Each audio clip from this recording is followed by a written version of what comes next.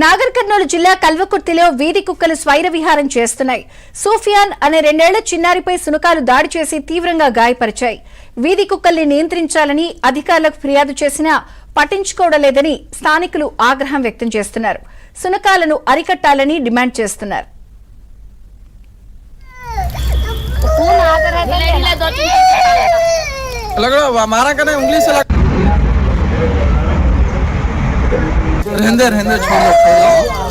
పేరు హుస్సేన్ ఖాన్. నేను కల్వకుర్తి మీమి అధ్యక్షుడిని. ఈరోజు కల్వకుర్తి పట్టణంలో ఒక చిన్న బాబుని కుక్క తీవ్రంగా కరిచింది. ఆ బాబు ఇంటి బయట ఆడుకుంటుంటే కుక్క వచ్చి కరిచి ముఖం మీద మొత్తం కరిచింది. వాళ్ళ ఇంటి చూసి ఆ పిల్లలను కాపాడారు. ఇంకోటి 2 రోజుల క్రితం కూరగాయల మార్కెట్లో ఒక బాబు ట్యూషన్ వెళ్తుంటే ఆ బాబుకి 3 కుక్కలు వెంబడించి ఆ బాబుకి కుక్కలు కరిచినాయి.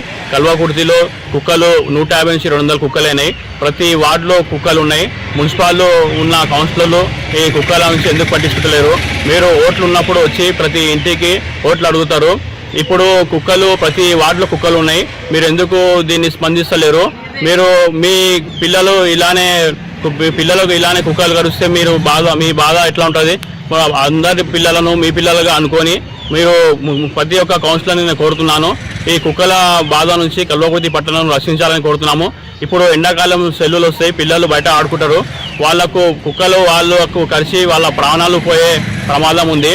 మీరు దీన్ని ప్రతి ఒక్క కౌన్సిలరు దీన్ని బాధ్యతగా తీసి కుక్కలను పట్టుకొని వెళ్ళాలని కోరుతున్నాము.